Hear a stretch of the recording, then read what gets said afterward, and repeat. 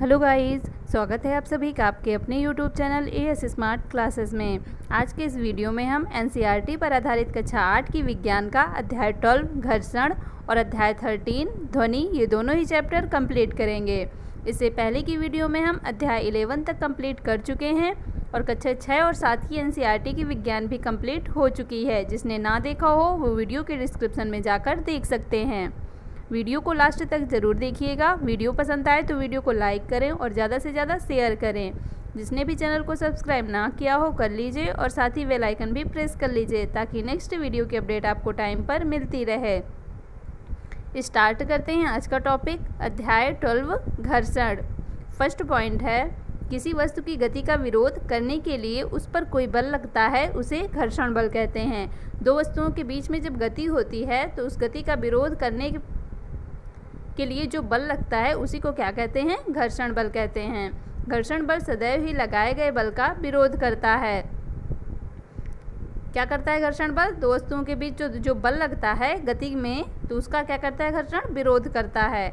घर्षण संपर्क में आने वाले दो पृष्ठों की अनियमितताओं के कारण होता है। दोनों पृष्ठों की अनियमितताएं एक दूसरे के भीतर धंस जाती हैं। जैसे कोई टेबल है, इसके ऊपर कोई बुक उसके ऊपर खिसकाएंगे या सरकाएंगे तो क्या होगा?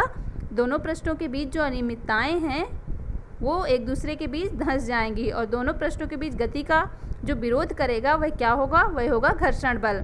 कोई भी पृष्ठ कितना भी चिकना हो लेकिन उसमें कुछ ना कुछ अनियमितताएं होती हैं। अनियमितताएं जैसे कुछ खुरदरापन या कुछ भी अनियमितताएं उसमें होती हैं। घर्षण से ऊष्मा उत्पन्न होती है। घर्षण से ऊष्मा भी उत्पन्न होती है। जैसे दो वस्तुओं के बीच गति होती है, जैसे आप अपने दोनों हथेलियों को एक दूसरे के पर थोड़ी देर रगड़िए तो उससे क्या होगा? आपको महसूस होगा कि उसमें ऊष्मा उत्पन्न हुई। तो ये क्या हुआ? घर्षण से ऊष्मा भी उत्पन्न होती है। नेक्स्ट पॉइंट है, कमानी तुला वह युक्ति है जिसके द्वारा किसी वस्तु पर लगने वाले बल को मापा जा सकता है। ये देखिए, ये क्या है? ये है कमानी तुला। ये क्या होता है? ये एक युक्ति होती है। इसके द्वारा किसी वस्तु पर जो बल लगाया जाता है उसको हम माप सकते हैं। इसमें क्या होता है? एक कुंडलित कमानी होती है। इसमें बल लगाने पर प्रसार हो जाता है। कमानी के इस प्रकार की माप इसके असंकित पैमाने पर चलने वाले संकेतक द्वारा की जाती है। ये देखिए, ये संकेतक है तो इससे इसकी माप की जाती है। पैमाने के पाठ्यांक द्वारा बल का परिमाण प्राप्त हो जाता है। तो ये होती है कमानी। और जब इसमें कोई बल लगाया जाता है तो ये क्या होती है? नीचे की ओर जाती है, इसका प्रसार होता है। तो इसी प्रकार जो पैमाने का पाठ्यांक होता है इससे बल का परिमाण प्राप्त हो जाता है। नेक्स्ट पॉइंट है, घर्षण कम करने वाले पदार्थ को स्नेहक कहते हैं। दो वस्तुओं के बीच गति में जब उनका विरोध होता है तो उस विरोध को कम करने के लिए या उनमें जो घर्षण बल लग रहा है उसको कम करने के लिए किसका प्रयोग किया जाता है? स्नेहक। स्नेहक जैसे किसी चिकने चीज़, किसी तेल, ग्रीस, ये सब क्या होते हैं? स्नेहक होते हैं।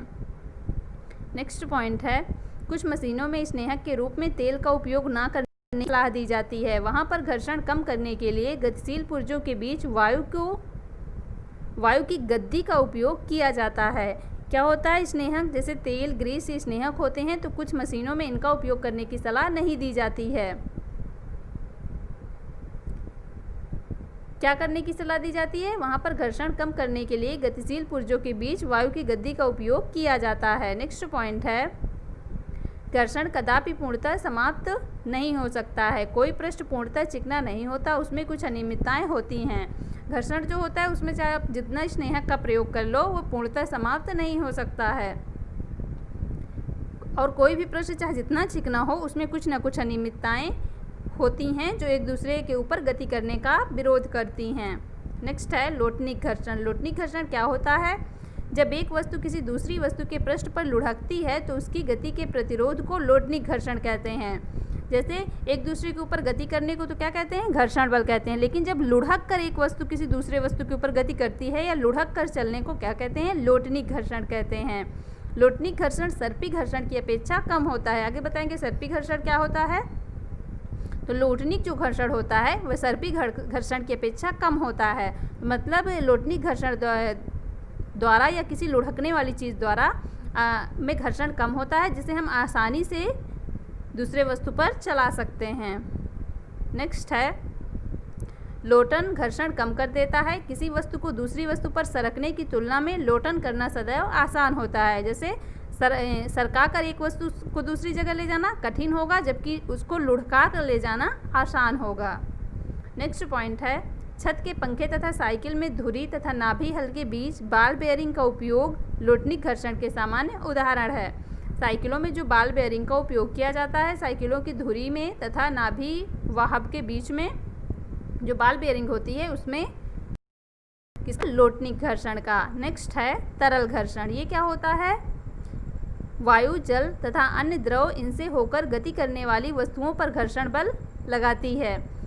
वायु, जल और अन्य द्रव जो होते हैं तो इनसे होकर जब कोई वस्तु गति करती है तो उस पर भी घर्षण बल लगाती है। तो विज्ञान में गैस और द्रवों को एक ही नाम तरल दिया गया है। विज्ञान में गैस और द्रव दोनों को ही क्या नाम दिया गया है, तरल नाम दिया गया है। तो जब वायु, जल और अन्य द्रवों से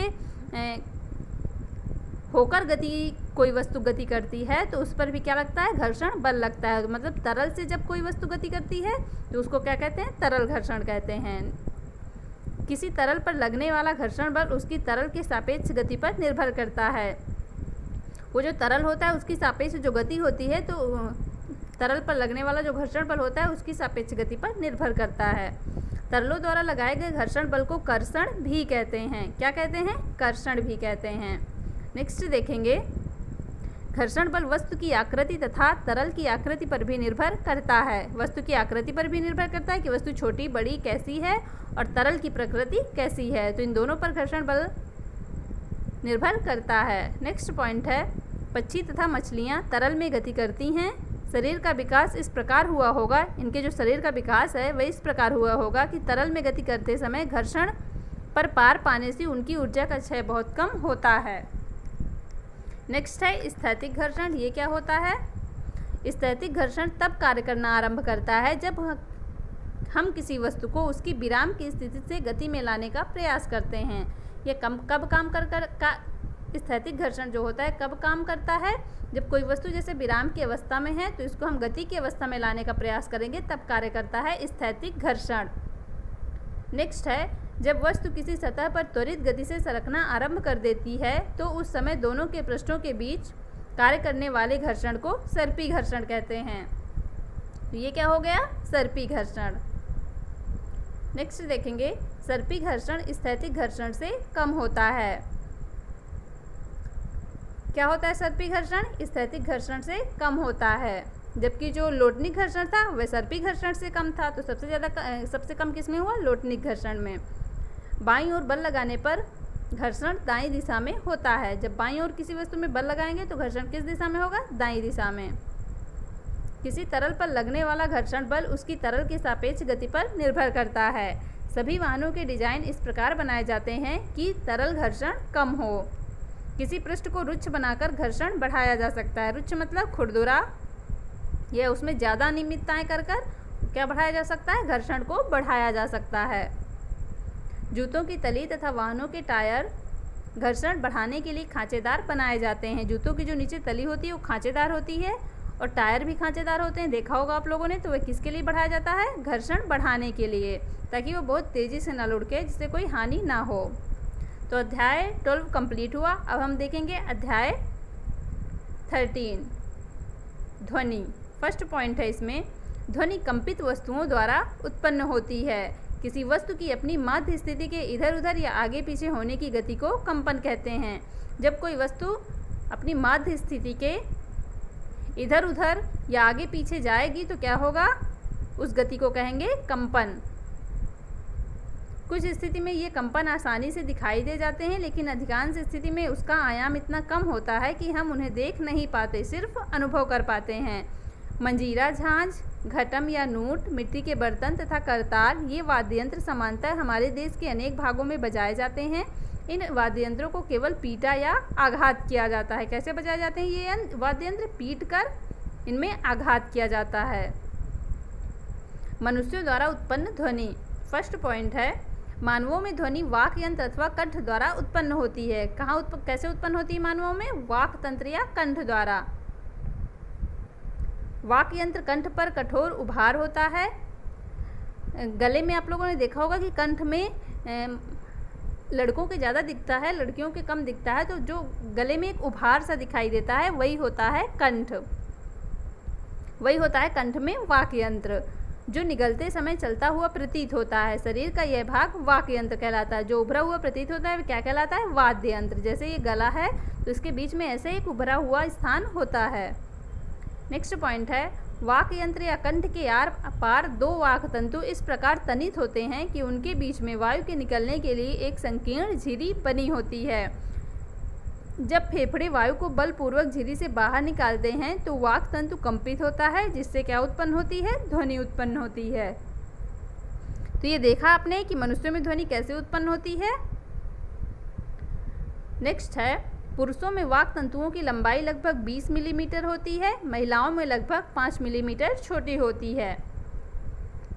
मतलब पुरुषों से 5 मिलीमीटर छोटी हुई तो कितनी हुई? लगभग 15 मिलीमीटर। बच्चों के वाक् तंतु बहुत छोटे होते हैं, यही कारण है कि पुरुषों तथा महिलाओं तथा बच्चों की वाक् ध्वनियाँ भिन्न भिन्न होती हैं। पुरुषों की ध्वनि कैसे होती है? भारी होती है, जबकि महिलाओं की पतली होती है।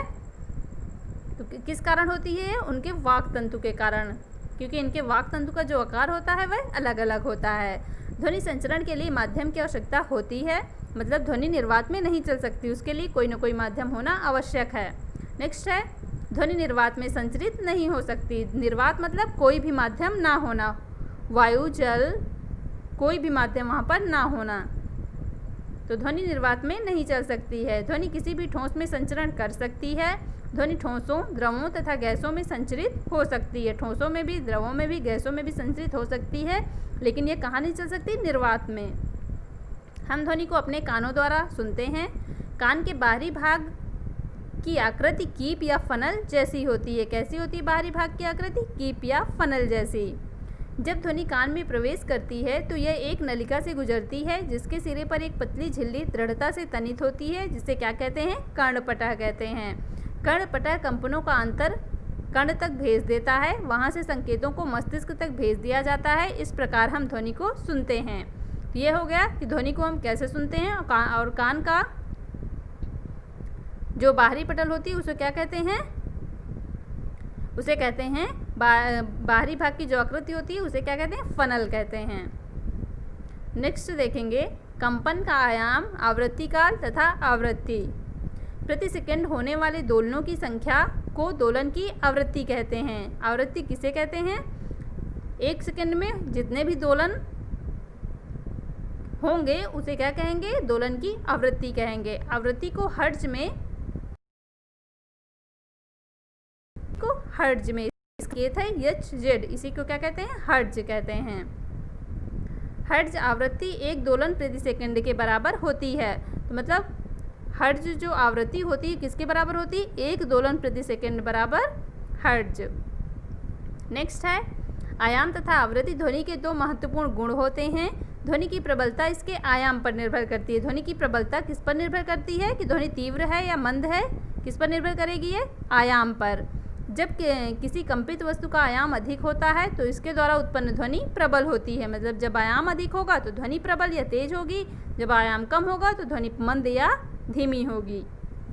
ध्वनि की प्रबलता ध्वनि उत्पन्न करने वाले कंपनों के आयामों के वर्ग के समानुपाती होती है। ध्वनि की प्रबलता कैसी होती है कि जो ध्वनि उत्पन्न करने वाले कंपन के आयाम हैं, क्या हैं? आयाम है, तो आयाम के वर्ग के समानुपातिक होती है। जैसे आयाम दुगना हो जाए तो प्रबलता 4 के गुणक में बढ़ जाता है। जैसे आयाम दुगना होगा तो प्रबलता कितनी हो जाएगी? 4 गुना हो जाएगी। नेक्स्ट, 80 डेसिबल से अधिक प्रबल शोर शरीर के लिए कष्टदायक होता है। मतलब 80 डेसिबल तक के लिए तो ठीक होता है, लेकिन इससे जो ऊपर का होता है वह क्या होता है? शरीर के लिए कष्टदायक होता है। प्रबलता को डेसिबल मात्रक में व्यक्त करते हैं। ध्वनि की प्रबलता को किससे मापते हैं? डेसिबल मात्रक से। इसी को क्या लिखते हैं? dB decibel. नेक्स्ट है, आवृत्ति ध्वनि की तीक्ष्णता या तारत्व को निर्धारित करती है। तो आयाम क्या होता है? आयाम ध्वनि की प्रबलता को निर्धारित करता है और आवृत्ति किसको निर्धारित करती है? ध्वनि की तीक्ष्णता या तारत्व को। यदि कंपन की आवृत्ति अधिक है तो हम कहते हैं कि ध्वनि तीखी है। यदि कंपन की आवृत्ति कम है तो हम कहते हैं ध्वनि का तारत्व कम है। अधिक आवृत्ति में तीखी ध्वनि और कम आवृत्ति में ध्वनि का तारत्य क्या होगा, कम होगा।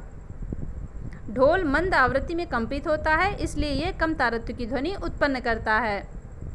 ढोल में क्या होता है, मंद आवृत्ति, मतलब कम आवृत्ति में ढोल कंपित होता है, तो कम आवृत्ति में क्या होता है, कम तारत्य की ध्वनि उत्पन्न होती है। जैसे अभी आपको ऊपर बताया गया है कि कम आवृत्ति में कम तारत्य की ध्वनि। नेक्स्ट, सीटी की आवृत्ति अधिक होती है, तो इसलिए ये क्या करेगी, अधिक तारत्य की ध्वनि उत्पन्न करेगी। पक्षी उच्च तारत्य की ध्वनि उत्पन्न करता है, जबकि शेर की दहाड़ का तारत्य मंद होता है। तो ये हो गए अलग अलग तारत्य। नेक्स्ट है 20 कंपन प्रति सेकंड, यहाँ पे सेकंड होगा, उसके बाद इसी को क्या कह सकते हैं हम, 20 हर्ट्ज से कम आवृत्ति की ध्वनियाँ तथा 20,000 कंपन प्रति सेकंड, आवृत्ति का मात्रक कंपन प्रति सेकंड भी होता है और हर्ट्ज भी होता है। तो यहाँ पे क्या होगा, 20 कंपन प्रति सेकंड से कम आवृत्ति की ध्वनियाँ तथा 20,000 कंपन प्रति सेकंड से अधिक आवृत्ति की ध्वनियाँ मानव कान नहीं सुन सकता है। ये क्या कहलाती हैं, अश्रव्य ध्वनियाँ कहलाती हैं। अश्रव्य मतलब जो नहीं सुनी जा सकती मानव द्वारा। तो कितनी से कम नहीं सुनी जा सकती, 20 कंपन प्रति सेकंड या 20 हर्ट्ज से नीचे की ध्वनियाँ नहीं मानव सुन सकता, और 20,000 हर्ट्ज से ऊपर की ध्वनियाँ मानव नहीं सुन सकता। तो ये क्या कहलाती हैं, अश्रव्य ध्वनियाँ कहलाती हैं। मानव कानों के लिए श्रव्य आवृत्ति का परास लगभग 20 हर्ट्ज से 20,000 हर्ट्ज तक होता है। 20 हर्ट्ज से कम भी नहीं सुन सकता और 20 हर्ट्ज से ज़्यादा भी नहीं सुन सकता। तो इन दोनों के बीच की जो ध्वनियाँ होती उनको तो सुन सकता है, तो वह क्या होंगी, मानव कानों के लिए श्रव्य की आवृत्ति की ध्वनियाँ होंगी। मतलब इन्हीं को हम क्या कह सकते हैं, श्रव्य ध्वनियाँ कह सकते हैं।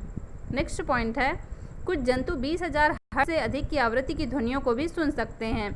मानव तो नहीं सुन सकता 20 हर्ट्ज से अधिक की ध्वनियों को, लेकिन कुछ जंतु ऐसे होते हैं जो 20,000 हर्ट्ज से अधिक की ध्वनियों को सुन सकते हैं।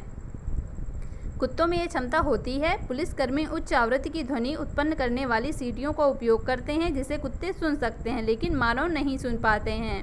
तो क्या हुआ है यहाँ पे कि 20,000 हर्ट्ज से ऊपर की ध्वनियों को मानव नहीं सुन सकता, लेकिन कुछ जंतु सुन सकते हैं, जैसे कुत्ता। नेक्स्ट है परस्रव्य ध्वनि उपकरण, जो चिकित्सा के क्षेत्र में अनेक समस्याओं के अनुसंधान एवं निदान के लिए प्रयोग होते हैं, 20,000 हर्ट्ज से अधिक आवृत्ति पर कार्य करते हैं। तो परस्रव्य ध्वनियाँ कौन सी हुई, 20,000 हर्ट्ज से जो अधिक हुई वह हुई परस्रव्य ध्वनियाँ, जिन्हें कुछ जंतु सुन लेते हैं।